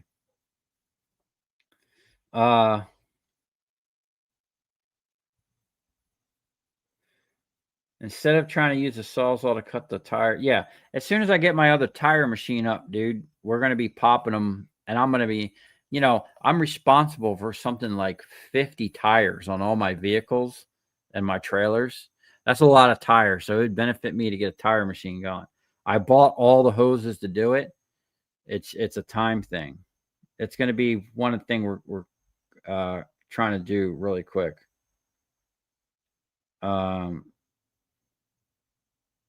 It's inevitable that we will become a cashless society. The only way that's inevitable is if everybody just conforms and allows it. I mean, when someone says, oh, like me and my wife went out to this barbecue spot one night with great reviews, all this stuff. We walk in there and we're like, oh, I'm sorry, we don't take cash. I immediately wanted to walk out. I matter of fact, I regret not walking out. Like you should, you put your money where you want it. And if someone tells you, oh, we're not taking cash, well then, don't give them your business. And it doesn't have to be that way. Like Walmart, you don't have to go to Walmart. I don't like going to Walmart. I don't like, you know, putting money in the Walton's pocket, because I read an article where half the people that work at Walmart are on food stamps because they don't make enough money to actually. So, like, the government has to pay for the people that are working at Walmart. And then where do the people at Walmart shop? Most likely at Walmart. So it's just a vicious like cycle, man. I'm telling you, they got us by the balls, and more people need to start. One, it's simple. Start growing your own food. Start shopping locally. They want to track every dollar we spend. Yeah, no more working off the books. Yeah, I'm surprised. Like, they kind of started doing it with the scrap. Hey, what'd you say they do over here? What, copper? Oh yeah, you can try and take bright shiny copper up to Okeechobee. They'll send you a check. Yeah, they won't even give you the cash for the copper. You got to get sent a check. So that's crazy. Knowledge is power, and the lack of it is the surrender of power. Yeah, exactly. And that's the thing. None of us, if any of y'all, me, I admit it myself, I went to a public school and even private schools. I mean, it's pretty much the same curriculum. You're not educated. You were indoctrinated to be a good worker bee, basically. Schools teach you how to go to jail. Yeah, schools teach you how to go to jail. They look like prisons and serve you the same food, pretty much. The government doesn't want you to be an independent and critical thinker. They want factory workers, good employees, instead of people doing their own thing. Yeah, exactly. Man, I'm telling you, I couldn't figure out what the name of that book was or the story. It's called The Iron Republic. I highly recommend everybody go read that. Just because it's fascinating. It came out in Florida Magazine. It was like literally the guy that was interviewed was up here in Tampa, the guy that told the story. In the late 1800s, this guy was talking about flat screen TVs, Uber drivers, basically, high-speed trains, flying machines in the late 1800s, okay? TVs. And supposedly this was supposedly it's a true story. It's an amazing thing. But one thing I liked about the actual Iron Republic was like a continent that this guy went to, right? Like more land we don't know about, which was interesting. But the way they set up their society, they didn't allow big corporations to come in where one owner of a big corporation could have all these machines pumping out all this work and put a bunch of people out. And that's basically what happened to our society here. It's like we got all these corporations coming in, they're mechanizing everything. Nobody has skilled trades anymore. Like you don't have like something like what's that? A shoemaker, a cobbler. I think that's what they were talking about in there. Like, if you had 20 people that made shoes for the town, but then this corporation came in and they had all these machines that did the work for them 20 people. Now those 20 people are out of business, but one guy with all them machines is getting all that business. What happens to those 20 people? They're out of work. They're not putting money back in the economy. They're not spending money, So it's like, it's a snowball effect, man. Yeah, I'm fascinated by technology and machines and automation and stuff like that, but it's a double-edged sword, When you take skills away from people, and now like with the computer and AI, without the computer, there's a lot of jobs people couldn't even do anymore. It's kind of scary. Oh, and another thing on knowledge. Okay. On my other channel, the Free Human Project, which I had to move to Rumble because they were kind of doxing me over here. If I didn't learn what my rights actually were, I would have been charged with felonies. Okay. I would have lost my property and I would have had to pay a bunch of money. But when I went to court, everything was dropped. I didn't pay a dime. And my property was swiftly returned to me. They couldn't get me out of their court fast enough once I told them what I was going to do if my property wasn't returned to me, because I understood the law. I educated myself on it. And nobody, it was actually scary. Everybody that was in there, I was the only one that never stood up and took a plea deal. Every time I went in there, I rejected it. And they were getting frustrated and they were getting mad. And I now know why. There's like levels to law that you don't even understand. Looks like I would like to say, looks like you got a great helper there. God's blessings always. Thank you. Thank you. Yeah, he's working out pretty good, man. And he's close and local. It's always good to have a local, How long you been in this town, dude? 27 years. 27 years? Wow.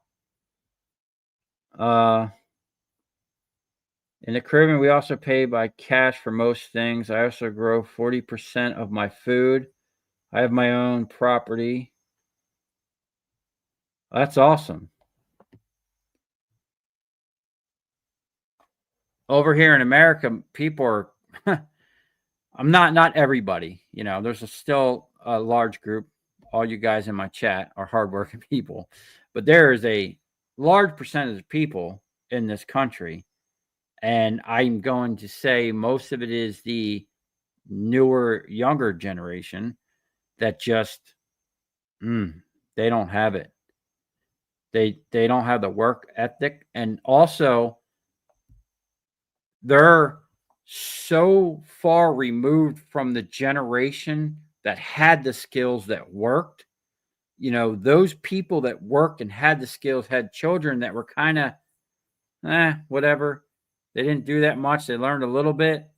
And then another generation where they just didn't care. Then you had like the MTV generation, my generation. I mean, there's people I know my age that are just, I don't understand. And then beyond that, basically what it comes down to is bad parenting and letting the government teach your kids,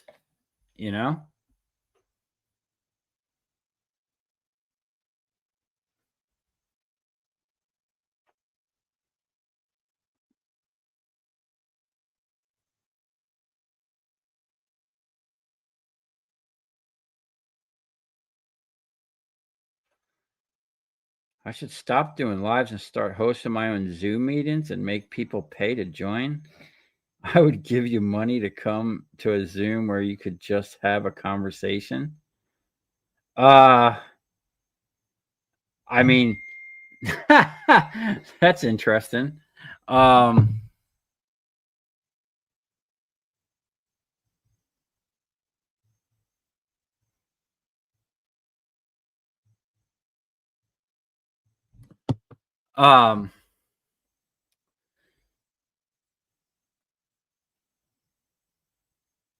I wonder if I could do that on Rumble, because over there you can talk about whatever you want, or I don't know about whatever you want, but you can talk about a lot over there.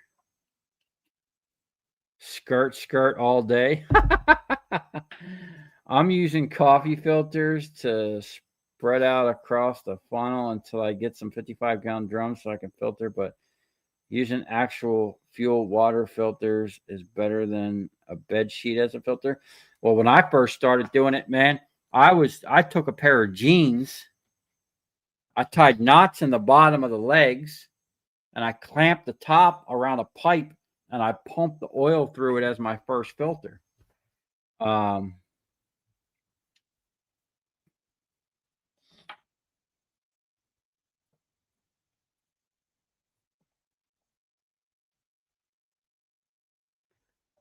course, they are pissed he's doing an end around the meat packing.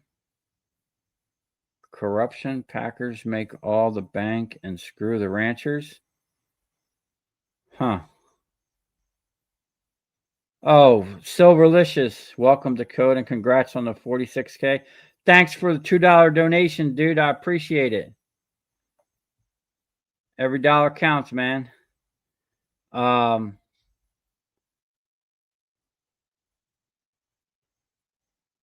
Should never allow offshore ownership of land here. When is the cement going to be poured? Next week. I gotta finish out my week. The last 2 weeks I've been wanting to pour, but it's been crazy. Wife worked for a Walmart here for 23 years.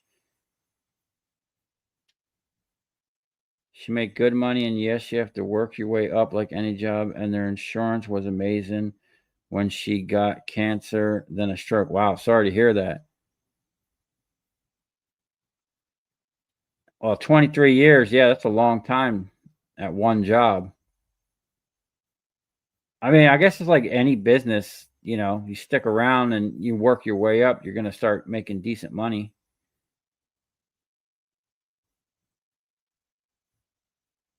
As of 2023, Chinese entities and individuals held around 277,000 of U.S. agricultural land.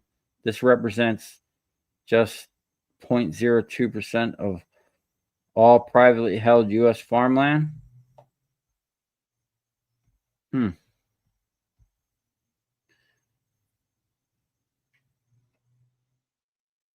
Hey, from the UK, great work on hitting 26K. I've been working for myself for years now and couldn't handle working for someone else again. I don't think they could handle me now. I honestly don't think I could ever go back to working for a company unless it was my old boss. Man, it's crazy how I got into scrapping. It was around that 2008 mark, the housing crash, everything got slow, and then my boss had some issues where he didn't get fired, but they temporarily for a year demoted him from manager to mechanic. He wasn't allowed to drive the company vehicles anymore. So he worked there for like 20 something years, and they didn't want to get rid of him because he just knew too much and basically ran the place. But they couldn't, for insurance reasons, have him driving the trucks anymore. So for a year, they demoted him and they brought in these other guys. And I tell you what,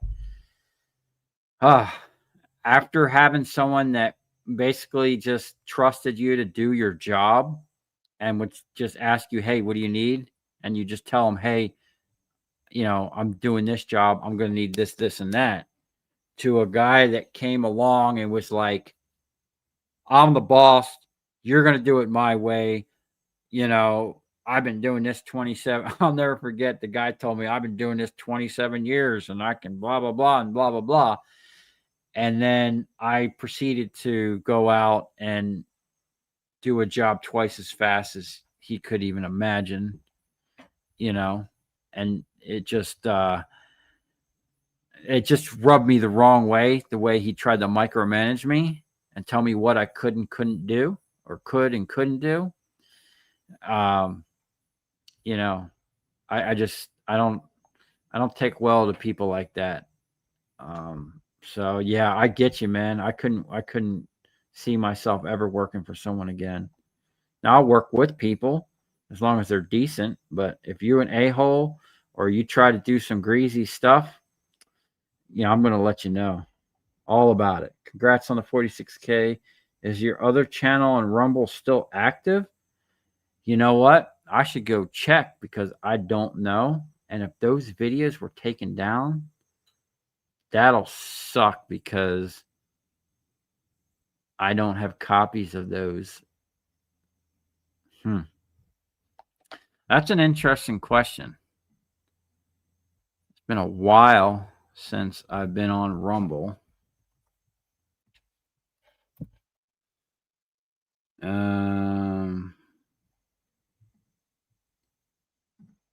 Let me just see here if I can even sign in.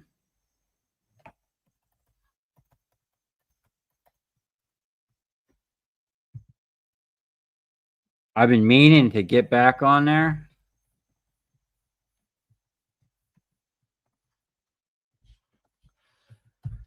Because there's so much I want to talk about. I don't know if I can even get in here.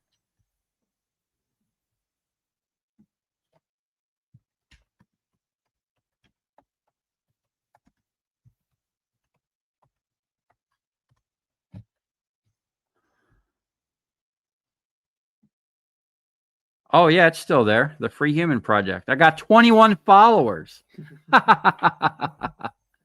We got 1, 2, 3, 4, 5, 6, 7, 8 videos. Okay. It's the Free Human Project, all one word. And I highly recommend you go watch those movies or those videos. Especially the one where I talk about it's titled "The Police Tried to Steal My Guns and Give Me 15 Years in Prison." I bring receipts with all that stuff, man. And I there's just it'll make you think about stuff. Wow. I got to get back. I got to figure out what I couldn't sign into my account, but I found the page. It's on there. So would you guys go on there live and we could talk about whatever you want? I mean, I got to keep it cool over here.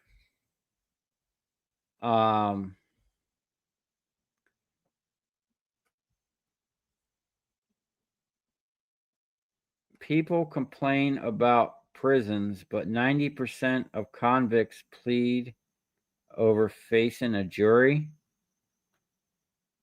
Yeah, I told them let's go to trial. I'd rather. Yeah. They didn't want to do that. Let's take up a donation and get him a better wire stripper. Papa Scrap, are you talking about me or Dakota? I mean, my wire stripper does need a little TLC, but there's no need for that. My wire stripper does its job very well and literally has another $3,000 machine strapped to the side of it in case something goes wrong. Yeah, a better wire stripper. I mean, I don't even know. I mean, there's I guess newer versions of it. I know that Copper Catcher just got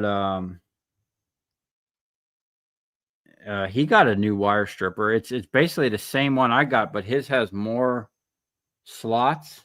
You know, it's probably just a little wider. It's the same concept. Probably made in China. Most of them are, except for the Blue Dog and I think the Copper Mine brand wire strippers are made in. Hey Derek, I did take the covers off mine so you can see it in the videos.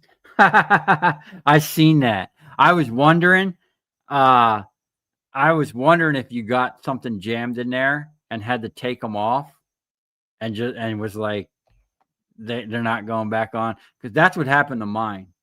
The first time something jammed in that, I took them covers off and I was like, screw this, man. This is too much work. They're not going back on. And it just looks cool. It's dangerous. I will say, the Copper Catcher, be careful, dude. And I see you have your wife run that sometimes.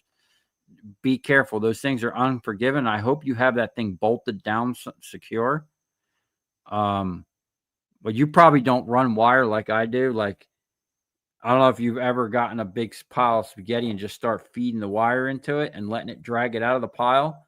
That's extremely dangerous. I wouldn't normally recommend doing that unless your machine is bolted to something solid. It's not going to rip off, and you have a way of stopping. That's why I put that clutch on there. But yeah, when them things are off, it can be, it makes for a better video. I'll tell you that. It looks cooler. You have a great one. Dakota needs a better one. Hey, I'll tell you what, man. I was cracking myself up using that little thing with the drill.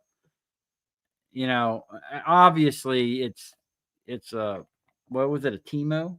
A little Timo wire stripper. It's not going to compare to the one I'm running, but it'll get the job done. Hey, It's basically a cheap version of the Stripmeister. Definitely beats a razor blade sitting there doing like this. Yeah. So yeah, back to could you just set up a Patreon if you want to charge people for videos or live chats? But I've never used it. And I don't know how it actually works or if you can live chat there.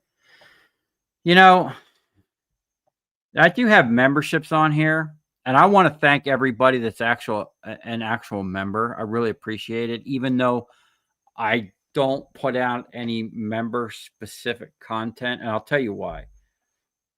Not everybody can afford a membership, and I feel bad like excluding people that don't have the funds to do that, and I wouldn't want to exclude anybody from the content I'm putting out or any information. Because when I originally started YouTube, I didn't do it because I'm like, oh, I want to make a bunch of money from people. I did it because I wanted to show my process and my thoughts on what I was seeing other people doing. Like, I seen a lot of cool things before I started YouTube, but I also seen a lot of things where I thought to myself, wow, I do this on a little bit bigger scale, and I do it a little bit well, some of the things I do is probably a little easier, and I just wanted to show a different perspective or a different way of doing things. And but I mean, it's nice now that like my channel's growing. It does,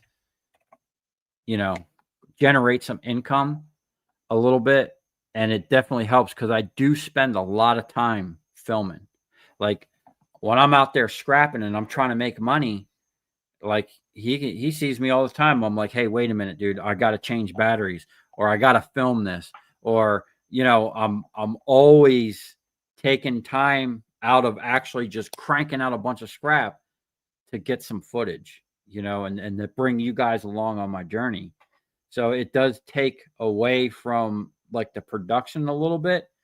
But now that the channel's growing and I have you guys here helping out, with the comments and watching all the videos, it is starting to, kind of work out. So I just watching the videos and commenting is good enough for me. I don't need to like exclude people or charge them just to have a conversation with me. That's why I try to do these lives. I don't do them. I'd like to do more of them. My wife thinks I just get on here and ramble, but I try to get on here, and like if people have specific questions, I like to try to answer them, give them my thoughts. Or if because the main channel, there's so many questions that come in now, I can barely keep up with it. So,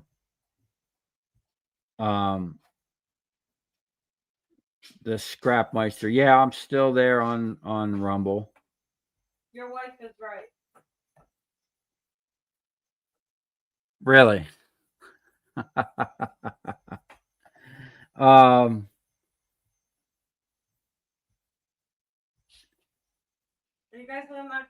banana bread? Yeah, I'm gonna eat it. I'll get to it.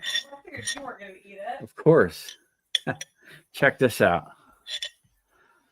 Huh? My wife makes bread. Can you give me to Dakota? He's Not got, being touched. he can get it if he wants. Stop forcing people to eat.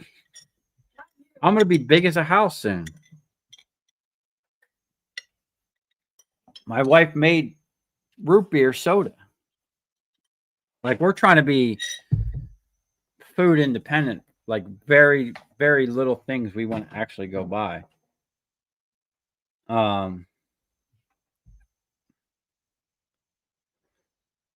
John, sorry I'm late to the party. Good to meet Dakota. Nice to meet you.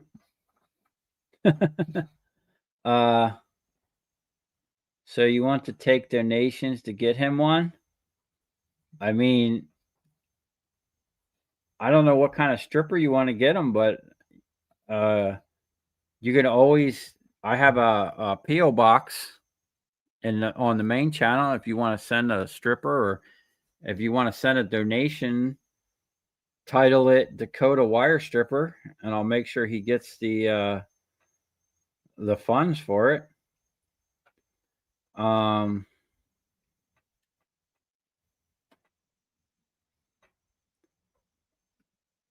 These lives are great, but I mean, have a conversation while you rant about evil corporation. The worst things they do is teach us not to communicate directly. They always want a layer of tech, yeah, and in between individuals, humans connecting.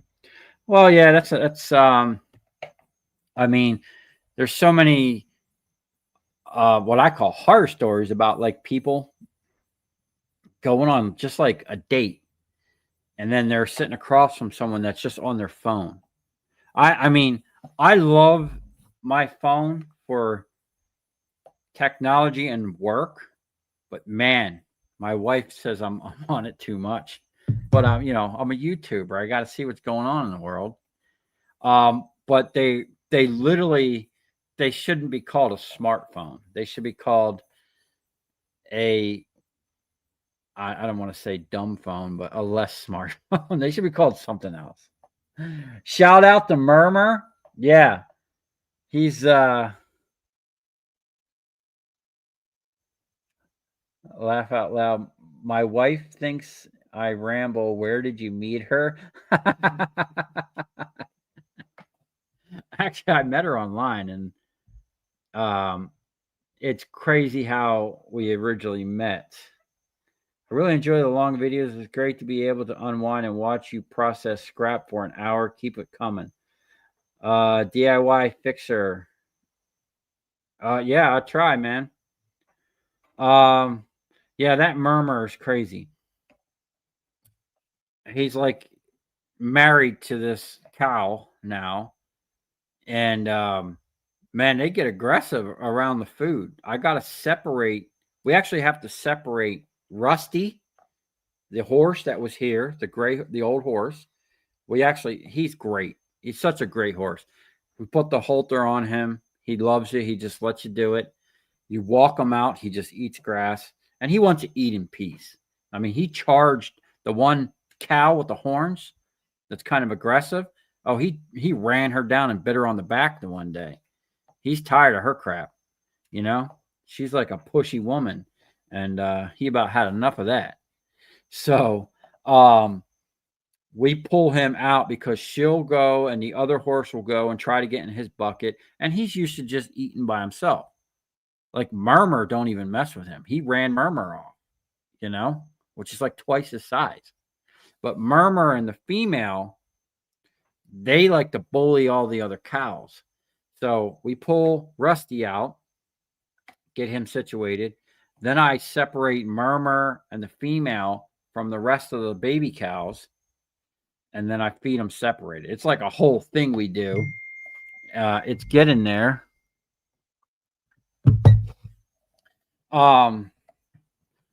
So yeah, but they're good. I mean, I'm getting a lot used to being close to that big bull. You have to get going. Congrats on the 46K. Thanks for the vids. Love them all. Great night and keep on scrapping. Thank you. I will.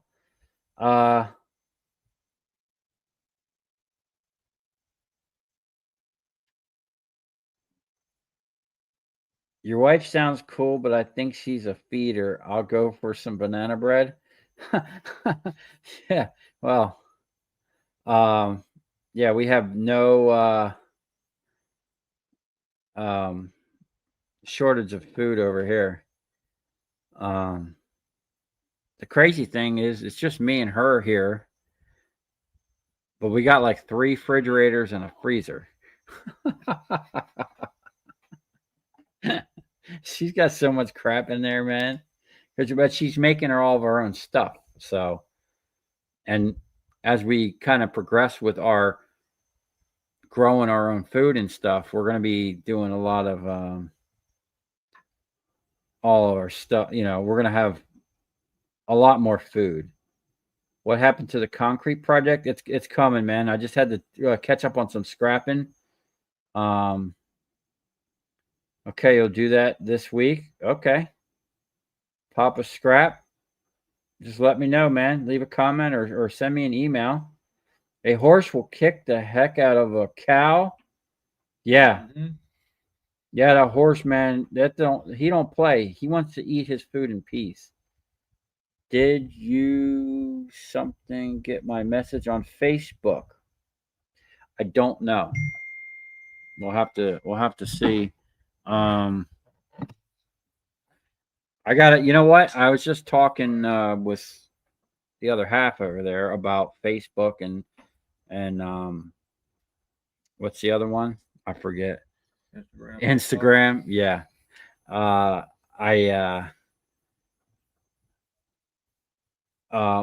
forget that I even have them sometimes. I got so much stuff going on, so I need to actually start dropping some stuff on there.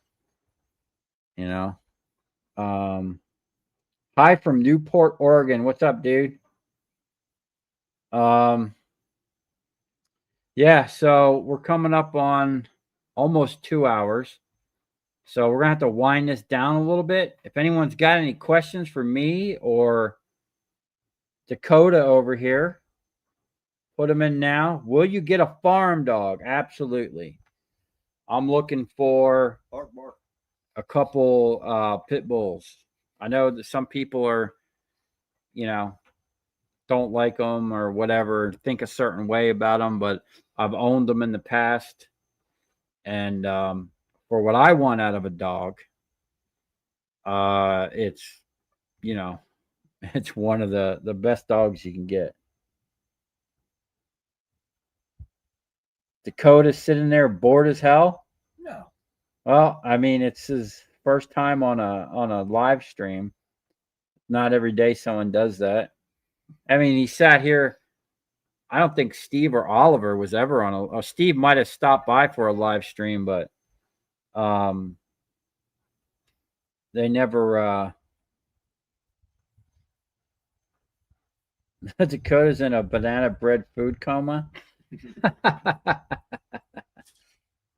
just naturally quiet. Yeah, he's kind of a quiet dude all around, which is okay for me because I don't like talking to people, except for when I'm on the internet.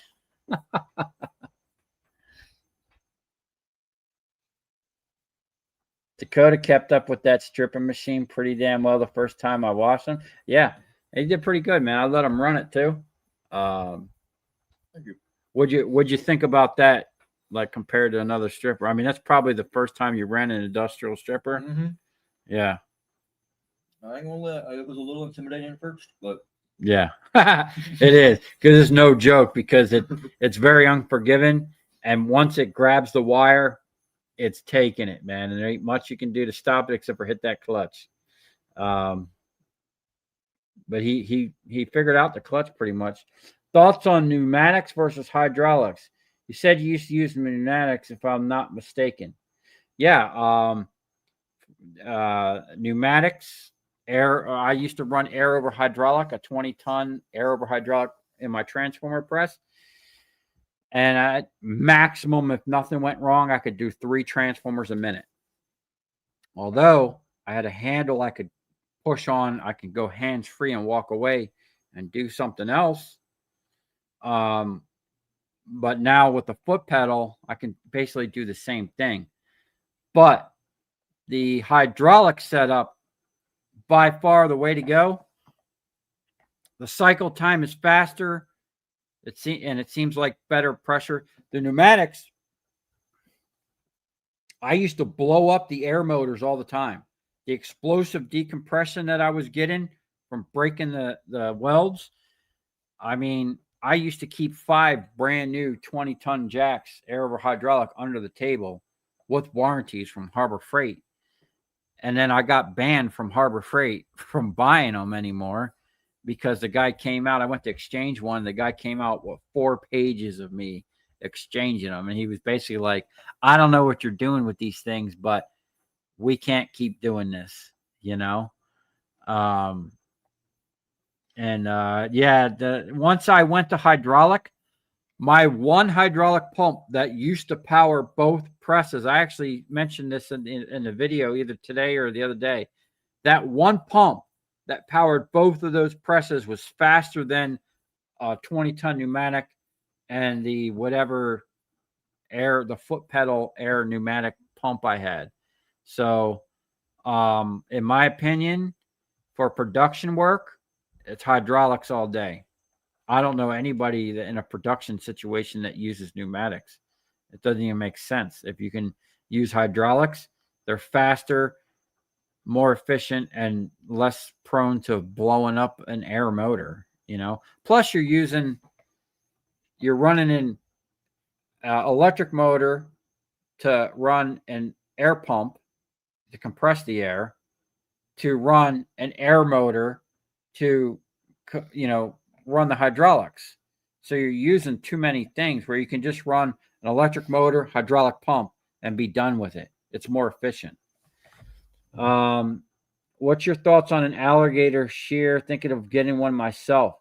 Yeah, I'd love one, man. Matter of fact, the guy at the scrapyard next to General Metals has one. He's on the fence about letting go. I keep on him about it. I actually got to kind of put it back in his mind.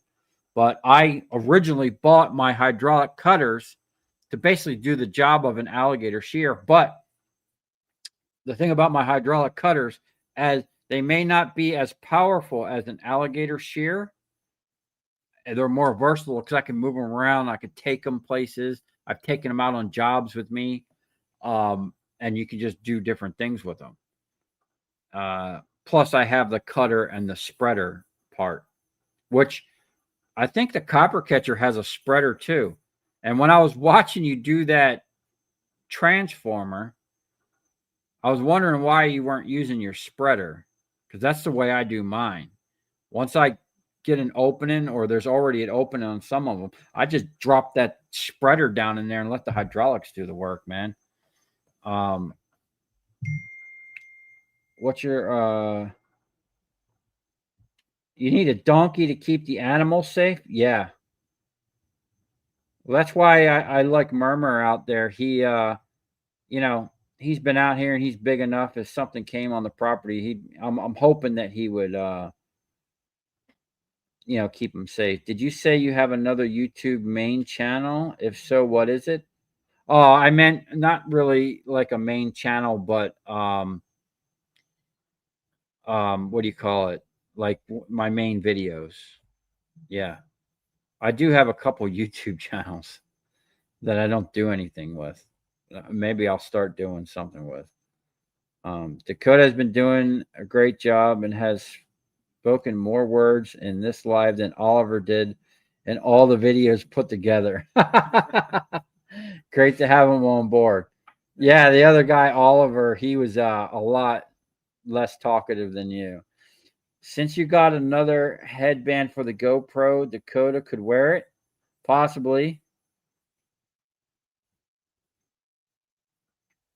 Because I only have one set of hoses for it right now, and I hate changing them. Oh, the hoses for the oh, so you can either use the cutter or the splitter. I get it. Yeah, I have the same. I just ordered some hoses, man. I actually have. I'm gonna find it. I think I know where it is.